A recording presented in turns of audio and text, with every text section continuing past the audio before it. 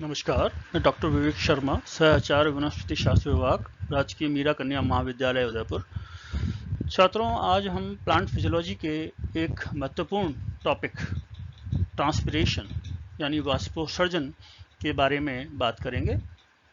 ये पौधों में एक महत्वपूर्ण प्रक्रिया है जिसके द्वारा पौधे भूमि से जल का अवशोषण करके अपने वायवीय भागों से प्रकाश की उपस्थिति में जल की जलवाष्प के रूप में हानि करते हैं। यूं देखा जाए तो पौधों में जल हानि की प्रक्रिया कई रूपों में पाई जाती है, जैसे वाष्पोत्सर्जन के द्वारा, ट्रांसपिरेशन के द्वारा, गटेशन के द्वारा यानी बिंदु स्रवण के द्वारा, ब्लीडिंग के द्वारा। परंतु इन सब में से जो महत्वपूर्ण है वो ट्रांसपिरेशन है यानी वाष्पोत्सर्जन है। वाष्पोत्सर्जन या ट्रांसपिरेशन एक फ्रेंच शब्द ट्रांसपायर, जिसका मतलब परस्पायर होता है, स्वेदन होता है, से बना है। इसकी परिभाषा की बात अगर हम करें तो it is a process of loss of water vapor from the aerial portion of living plants by the influence of sunlight, यानी कि सूर्य की प्रकाश की उपस्थिति में पौधों के वायवीय भाग से, जीवित वायवीय भागों से जल की जलवाष्प के रूप में हानि को हम ट्रांसपिरेशन या वाष्पोत्सर्जन कहते हैं। स्टीफन हेल्स ने 1727 में सर्वप्रथम इस प्रक्रिया को यानी ट्रांसपिरेशन को सिद्ध किया कि ये पौधों में होती है। हायर टेरेस्ट्रियल प्लांट्स के अंदर यानी उच्च स्थलीय पादपों के अंदर कुल अवशोषित जल का एक छोटा सा भाग, लगभग 5% ही पौधों की वृद्धि और विकास के उपापचयी क्रियाओं में प्रयुक्त होता है, तथा शेष लगभग 95% भाग जो है वो वापस एटमॉस्फेयर में, वातावरण में छोड़ दिया जाता है वाटर वेपर के रूप में। ये जो ट्रांसपिरेशन है, इसके द्वारा जल की काफी मात्रा का उत्सर्जन होता है और कई बार ये देखा गया है कि जब भूमि में जल की उपलब्धता कम होती है और वाष्पोत्सर्जन की दर अत्यधिक हो जाती है तो पौधों के अंदर उत्पादकता के अंदर एक महत्वपूर्ण गिरावट पाई जाती है और भी कई क्रियाओं में गिरावट देखी जाती है। और जब अगर कभी वाष्पोत्सर्जन की दर बढ़ जाती है अवशोषण की दर से, तो पौधों में प्लाज्मोलाइसिस हो जाती है, विल्टिंग हो जाती है और अंत में पौधे की मृत्यु भी हो जाती है। ईसी मिलर ने 1938 में ये रिपोर्ट किया कि मक्का का एक पौधा यानी सिंगल मेज प्लांट अपने पूरे जीवन काल में अपने शुष्क भार से लगभग 100 गुना यानी 200 लीटर जल का वाष्पोत्सर्जन के द्वारा लॉस कर देता है, हानि कर देता है। और इसी तरह से देखा जाए तो एक 14.5 मीटर लंबा सिल्वर मैपल ट्री प्रति घंटे 225 लीटर के लगभग जल का वाष्पोत्सर्जन कर देता है। वाष्पोत्सर्जन की जो क्रिया है वो निरंतर चलने वाली प्रक्रिया है। जब तक वातावरण में सूरज की गर्मी उपलब्ध है, सनलाइट प्रेजेंट है, तब तक ये प्रक्रिया चलती रहेगी। यानी इसकी अगर हम ड्राइविंग फोर्स की बात करें तो it is the difference in vapour pressure, यानी वाष्प दाब में जो अंतर है वो इसके लिए उत्तरदायी है। यानी जब बाहर सनलाइट, सूरज निकला हुआ है, वातावरण में गर्मी है, जल जो है बाहर से वाष्पीकृत हो रहा है और पौधों के अंदर, पौधों को जल पूरी तरह से उपलब्ध है, यानी पौधे भूमि से जल को ले रहे हैं और जड़ों से होता हुआ यानी मूलों से होता हुआ ये जल लीफ तक पहुंचता है और लीफ के यानी पर्ण मध्योतक के सभी ऊतक पूरी तरह से टर्जिड हैं और उस समय लीफ के अंदर बाहर की गर्मी से जल वाष्प का निर्माण हो जाता है और देखा जाए तो बाहर के वातावरण और पत्ती के यानी पर्ण के अंदर के वातावरण में वेपर प्रेशर का अंतर उत्पन्न हो जाता है और यही जो अंतर है यही इस प्रक्रिया के लिए उत्तरदायी है। यानी जब तक वातावरण में जल की कमी रहेगी, जिसको हम पार्शियल वाटर वैक्यूम कहते हैं, आंशिक जल शून्यता कहते हैं, और अंदर यानी लीफ के अंदर, लीफ मीजोफिल के अंदर, पर्ण मध्योतक के अंदर जल की उपलब्धता रहेगी, तब तक ये प्रक्रिया सतत रूप से चलती रहती है। इस प्रक्रिया को समझने से पहले हम एक नज़र वाटर साइकिल पे भी डालेंगे तो उचित रहेगा।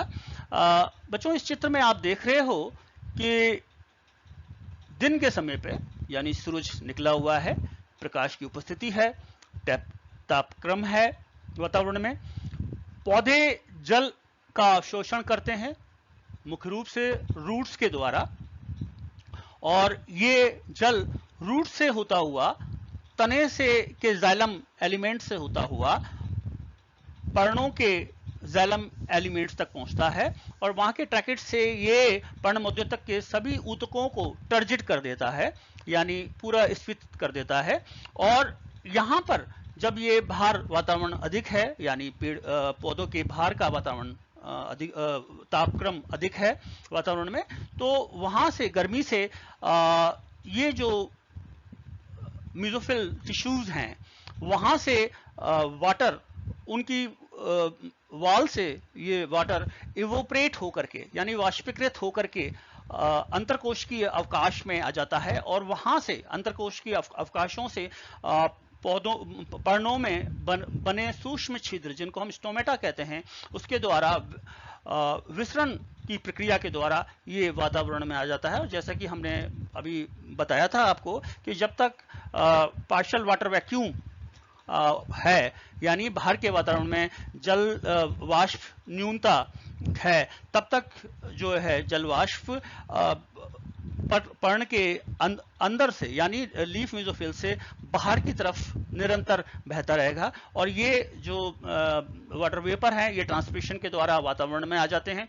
इसी प्रकार से जो जल है वो अगर इकट्ठा है रिजर्वायर्स के अंदर, है ना, जैसे पॉन्ड्स हुए, लेक्स हुई, वहां पे, तो वहां पे भी गर्मी की वजह से ये वाष्पीकरण की प्रक्रिया के द्वारा, जो कि एक भौतिक प्रक्रिया है, उसके द्वारा पर ये उड़ करके जल वाष्प के रूप में वातावरण में आ जाता है। वहां से ये कंडेंसेशन होता है इसका, और आप देखते हैं कि वर्षण के रूप में यानी बारिश के रूप में ये जल वापस पुनः पृथ्वी पर आ जाता है, जिसमें ये वर्षा हो सकती है, स्नो हो सकती है, और ये सब जल जो है बहता हुआ बारिश से ऊंचाइयों से बहता हुआ ये नदियों में, फिर झीलों में और तालाबों में, और अल्टीमेटली लास्ट में ये समुद्र में चला जाता है। और कुछ जल इसमें से भूमि की गहरी तराइयों में ग्रेविटेशनल फोर्स के द्वारा ये पहुंच जाता है और ये वहां पर ग्राउंड वाटर के रूप में उपस्थित रहता है। इस प्रकार से पूरा ये जल चक्र है। हम देखें बच्चों तो ये जो जल है वो उसका मुख्य स्रोत धरती पे प्रेसिपिटेशन यानी वर्षा है, और वर्षा से जो जल है वो जैसा कि मैंने अभी बताया कि बहता हुआ ऊपर पहाड़ों से बहता हुआ ये नीचे आता है सतह पे, और वहाँ से ये चला जाता है काफ़ी रिवर से होता हुआ, नदी से होता हुआ, तालाबों से होता हुआ, झीलों से होता हुआ समुद्र में चला जाता है। इसको रन अवे वाटर कहते हैं। ये जो जल है ये भूमि के लिए और पौधों के लिए उपलब्ध नहीं हो पाता। इसी में से कुछ जल जो है वो भूमि की गहरी सतह में चला जाता है और गुरुत्वाकर्षण बल के द्वारा, ग्रेविटेशनल फोर्स के द्वारा, और ये जल जो है गहरी सतह में जाकर के वाटर टेबल के रूप में और ग्राउंड वाटर के रूप में एकत्रित हो जाता है, क्योंकि ये काफ़ी डेप्थ में होता है और गहराई में होता है, इसलिए पौधों के लिए उपलब्ध नहीं हो पाता है। नेक्स्ट प्रकार का जो जल है उसको हम कैपिलरी वाटर कहते हैं, कैशरिकी जल कहते हैं। और ग्रेविटेशनल वाटर के बाद जो जल बच जाता है, यानी जो मृदा के कण हैं उनके बीच में पोर स्पेस हो जाती है, जिसको हम कैपिलरीज कहते हैं, उसमें ये कैपिलरी फोर्स के द्वारा, कैशरिकी बल के द्वारा ये जल उस पार्टिकल्स के चारों तरफ इकट्ठे रहता है और इसी को हम फील्ड कैपेसिटी भी कहते हैं। और यहाँ से यही प्रकार का जल है जो पौधों को उपलब्ध हो पाता है। पौधे अपने रूट हेयर्स के द्वारा इसी प्रकार के जल को अवशोषित करते हैं और प्रयोग में लेते हैं। इसके बाद जो जल का प्रकार है वो है हाइग्रोस्कोपिक वाटर।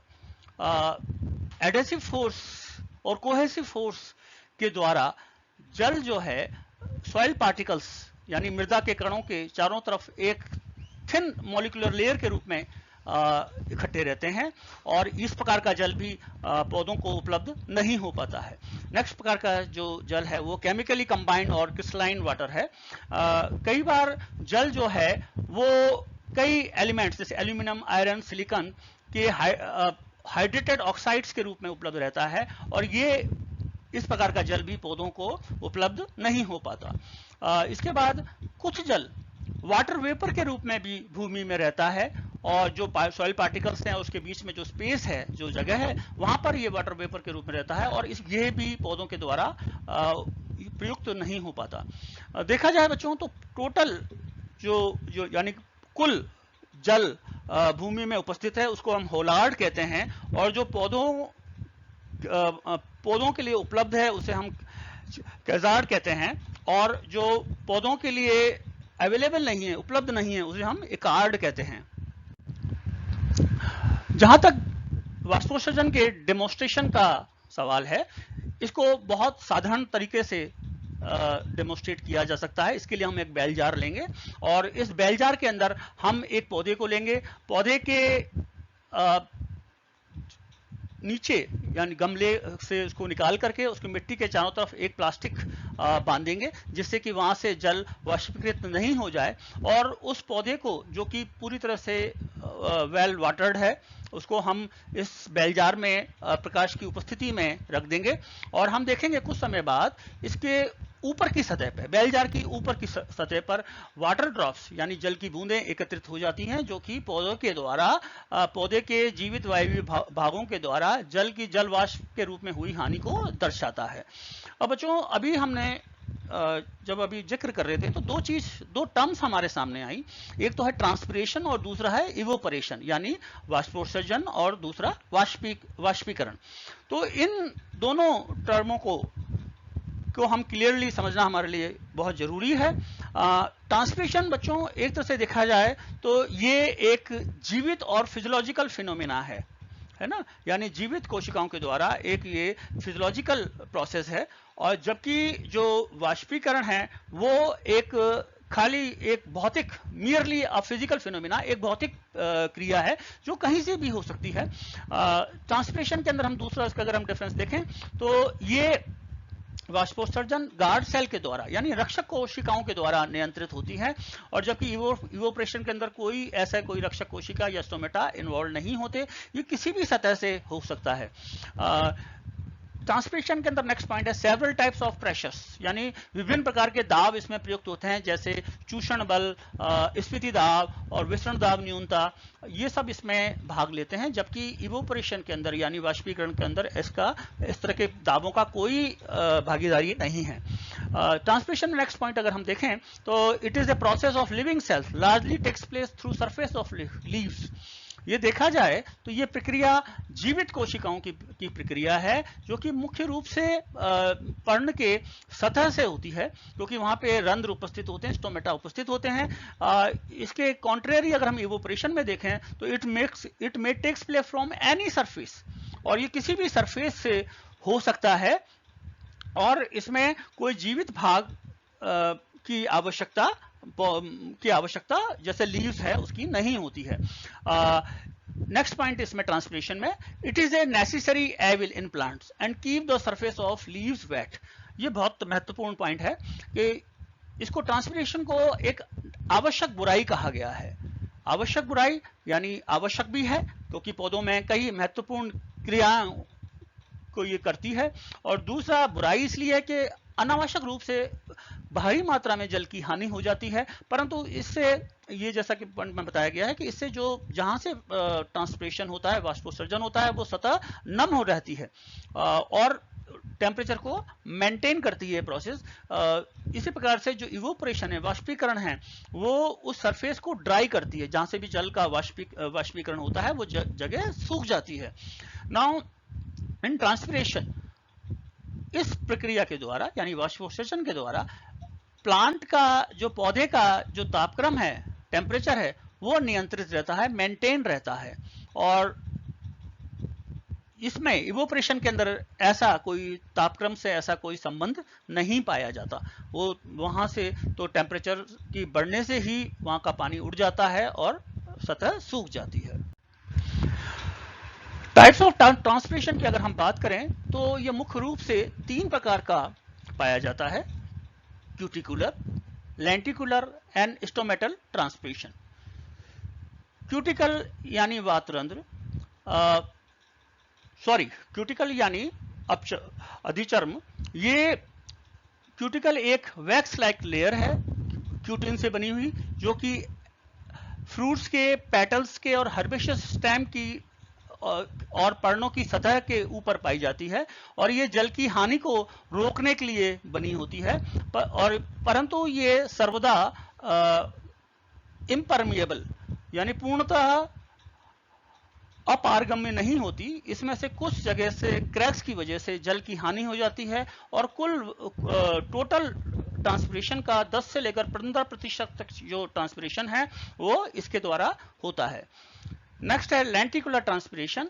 लेंटिसेल यानी वातरंध्र, ये वुडी स्टेम और ट्विग्स और फ्रूट्स के सतह पर एक सूक्ष्म ओपनिंग छिद्र होते हैं, जो कि अंदर लूजली अरेंज सुबराइज सेल्स से जुड़े रहते हैं, जिनको हम कॉम्प्लीमेंट्री सेल्स कहते हैं, संपूरक कोशिकाएं कहती हैं, और इसके द्वारा भी जल की हानि होती है। और ये कुल टोटल ट्रांसपिरेशन का लगभग बहुत ही सूक्ष्म भाग यानी 0.1% इनसिग्निफिकेंट है, परंतु ये डेसिडुअस फॉरेस्ट में यानी पर्णपाती वनों में इसकी सिग्निफिकेंस दिखती है।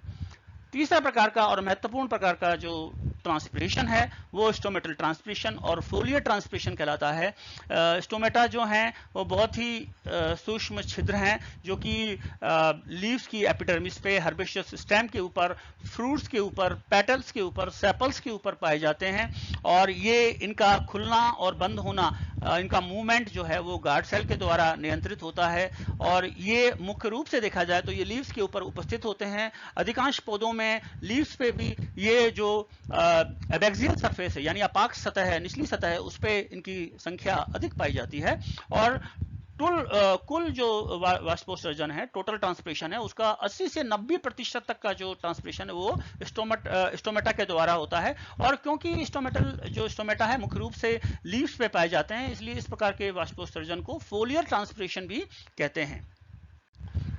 ना बच्चों, एपरेटस ऑफ ट्रांसपिरेशन, अगर हम इसके एपरेटस की बात करें तो हमें इसके लिए लीफ मीजोफिल को देखना पड़ेगा। पर्ण की जो पर्ण मध्योतक है, पर्ण मध्योतक दोनों सतह से यानी ऊपरी और निचली सतह से एपिडर्मिस से बाउंड रहती है, घिरी रहती है, और एपिडर्मिस पे बहुत ही सूक्ष्म छिद्र जिनको हम स्टोमेटा कहते हैं, और इसका सिंगुलर जो है स्टोमा या स्टोमेटा है, ये से इसमें बने होते हैं। और ये जो स्टोमेटा है ये दो रक्षक कोशिकाओं से, गार्ड सेल से बना हुआ एक सूक्ष्म छिद्र है। और ये स्टोमेटा मैंने बताया कि अधिकांश पौधों के अंदर ये निचली सतह पे यानी एबैक्सियल सतह पे, अपाक्ष सतह पर इनकी संख्या अधिक होती है। और स्टोमेटा जो है लीव्स के अलावा यानी पत्तियों के अलावा ये फ्लोरल स्ट्रक्चर यानी सेपल, पेटल और इस पे भी पाए जाते हैं। इसके अलावा ये यंग हर्बेशियस स्टेम के ऊपर भी पाए जा सकते हैं। इवन ये ग्रेमिनेशियस इन्फ्लोरेसेंस के जो ऑन है उस पर मिलता है। मटर के यानी टेंड्रिल पे इसकी उपस्थिति देखी गई है।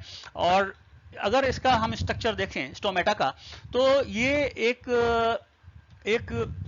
छिद्र है जो कि इलिप्टिकल शेप के अंदर है, और ये दो स्पेशलाइज्ड सेल से निर्मित होता है जिनको हम गार्ड सेल कहते हैं। और ये डाइकॉट्स के अंदर ये जो हैं गार्ड सेल किडनी शेप्ड हो सकते हैं, यानी कॉनकेवो कॉन्वेक्स हो सकते हैं। और पोएसी के अंदर यानी मोनोकॉट्स की जो फैमिली है पोएसी, उसमें ये डंबल शेप्ड होते हैं। ये जो गार्ड सेल है, इसको अगर हम ध्यान से देखें बच्चों, तो इसमें जो अंदर की लेयर है यानी छिद्र को की तरफ जो दृश्य जो करती है, वो जो लेयर है वो मोटी होती है due to the presence of secondary layer of cellulose. Cellulose के प्रक्षेपण के द्वारा, डिपोजिशन के द्वारा ये मोटी होती है, जबकि बची हुई रेस्ट जो सेल है वो बाहर की तरफ वाली, ये जो है पतली होती है, इलास्टिक होती है और सेमी परमिएबल होती है। इसमें बच्चों ये जो मोटी है, इसका जो अंदर की जो लेयर मोटी है उसके बारे में थोड़ा सा बताना चाहूंगा कि जब रंध्रों के खुलने और बंद होने में ये जो सेल डिपोजिशन है सेकेंडरी लेयर का, ये ऑफ सेलोस का, ये बहुत महत्वपूर्ण भूमिका निभाता है। जब जल गार्ड सेल के अंदर एंडोस्मोसिस के द्वारा आता है और जल ये गार्ड सेल पूर्ण रूप से टर्जिड हो जाते हैं, स्विथ हो जाते हैं, तो टर्गर प्रेशर की वजह से एक इसमें खिंचाव पड़ता है। और क्योंकि अंदर की जो लेयर है वो मोटी है, इसलिए जो गार्ड सेल की भित्ति है बाहर वाली, वो बाहर की तरफ खिंचती है और स्टोमेटा ओपन हो जाते हैं। इसके कॉन्ट्रेरी ही जब गार्ड सेल बंद होते हैं उस समय एक्सोस्मोसिस होती है, यानी गार्ड सेल से जल ब्राह्म परासरण होता है, गार्ड सेल से के अंदर से जल बाहर की तरफ जाता है। और क्योंकि अंदर की जो भित्ति है ये वापस अगेन मोटी होने के कारण सिमट करके पास आ जाती है और स्टोमेटा बंद हो जाते हैं। कुछ केसेस के अंदर गार्ड सेल के बाहर की तरफ दो सेल्स और पाए जाते हैं जो कि एपिडर्मल सेल के मॉडिफिकेशन ही हैं। इनको हम सब्सिडरी सेल्स और एसेसरी सेल्स कहते हैं। और ये जो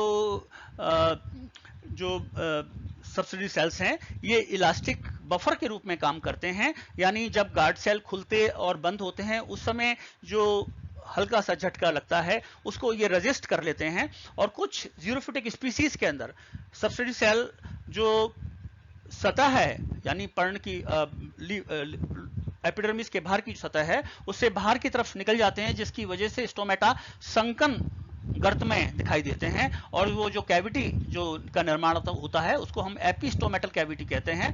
और इसी प्रकार से एक कैविटी अंदर की तरफ बनती है, पर्णमध्योतक की गार्ड सेल और पर्णमध्योतक के अंदर बनती है, जिसको हम सब स्टोमेटल कैविटी भी कहते हैं। गार्ड सेल एपिडर्मल सेल से थोड़ा सा डिफरेंट होता है, ये साइज में छोटा होता है और क्रिसेंट शेप्ड होता है।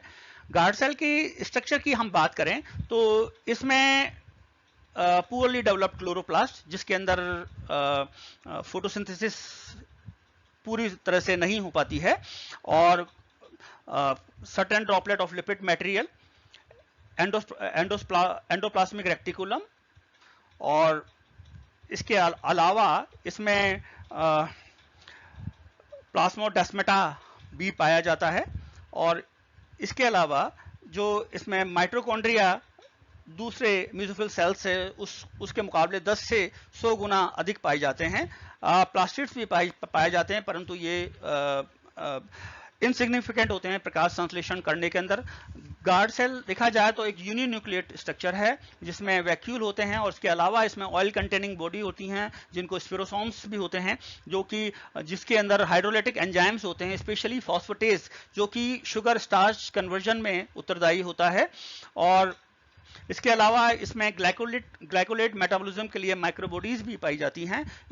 और इसकी जो वॉल है उसके अंदर एक लिविंग प्लाज्मा मेम्ब्रेन होती है जो कि ऑस्मोटिकली एक्टिव होती है और जो कि ऑस्मोटिक पोटेंशियल बनाती है गार्ड सेल और मेसोफिल सेल्स के बीच के अंदर।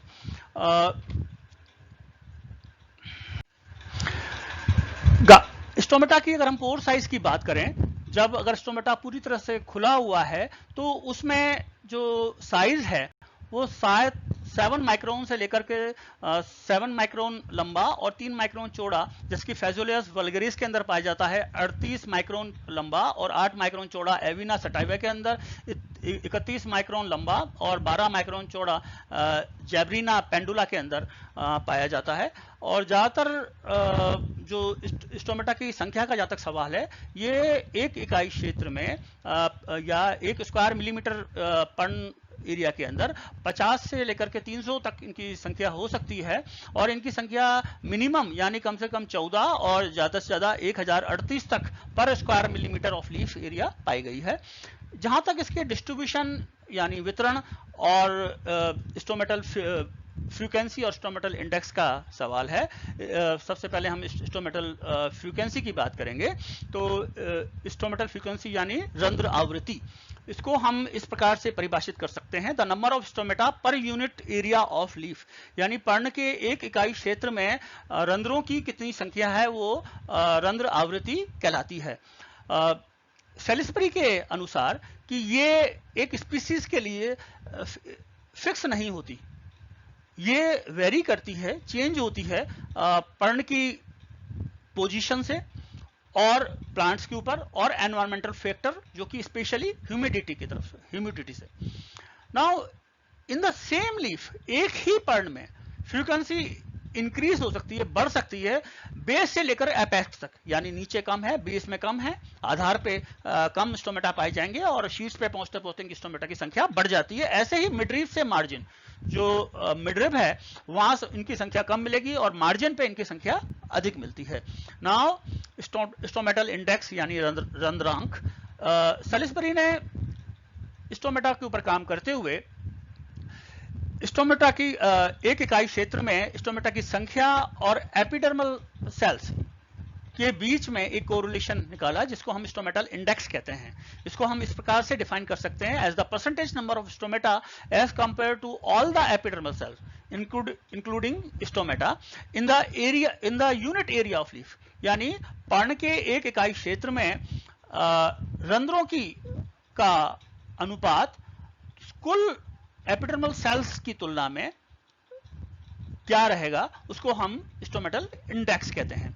यहां पर हम फॉर्मूला देख रहे हैं I is equal to S upon E plus S into 100, यानी I यहां पर स्टोमेटल इंडेक्स को दर्शा रहा है, एस यहाँ पे नंबर ऑफ स्टोमेटा पर यूनिट एरिया, एक इकाई क्षेत्र में कितने रंध्र हैं उनको दर्शा रहा है, E is equal to number of epidermal cell per unit area, epidermal cells में कितनी संख्या है एक इकाई क्षेत्र में। The stomata index is independent of environmental condition, age of the plant and position of leaf. It is a specific character and has a great diagnostic importance.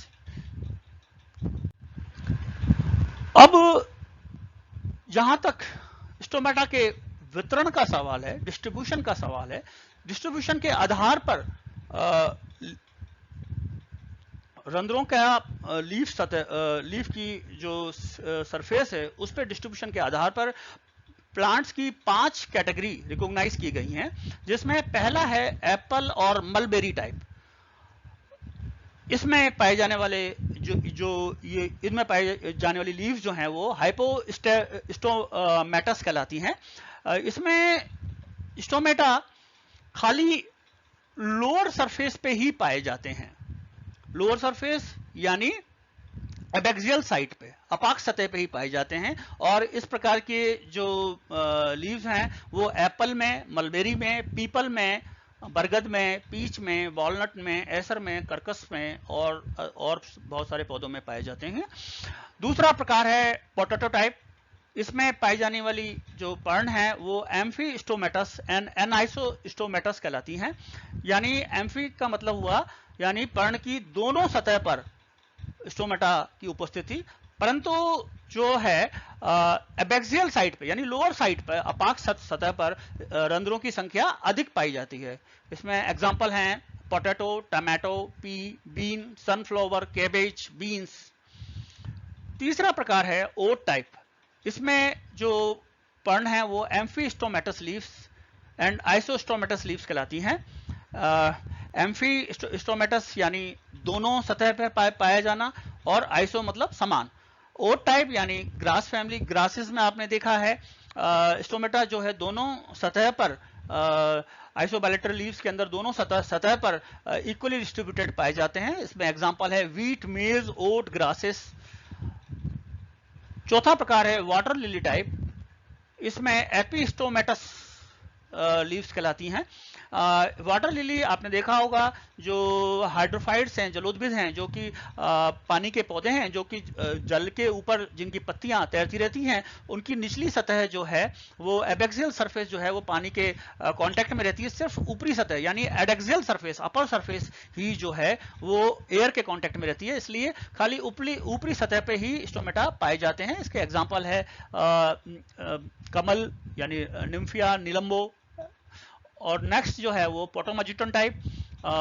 ये पोटोमेजिटन एक सबमर्ज्ड हाइड्रोफाइट है यानी निमग्न जलोद्भिद है, और क्योंकि जिन जलोद्भिदों के अंदर जो पौधे हैं वो पूरी तरह से जल में निमग्न रहते हैं, तो उनमें जो गैसेस का आदान प्रदान है वो जनरल सरफेस से होता है, और इसलिए उनमें जो स्टोमेटा है, रंध्र हैं, वो पूरी तरह से एब्सेंट होते हैं। अगर वो उपस्थित भी होते हैं तो वो वेस्टिजल होते हैं, निष्क्रिय होते हैं, और उनका कोई कार्य नहीं होता। ये इसमें जो एग्जांपल हैं वो पोटामेजिटोन है, हाइड्रिला है और वेलिसनेरिया है।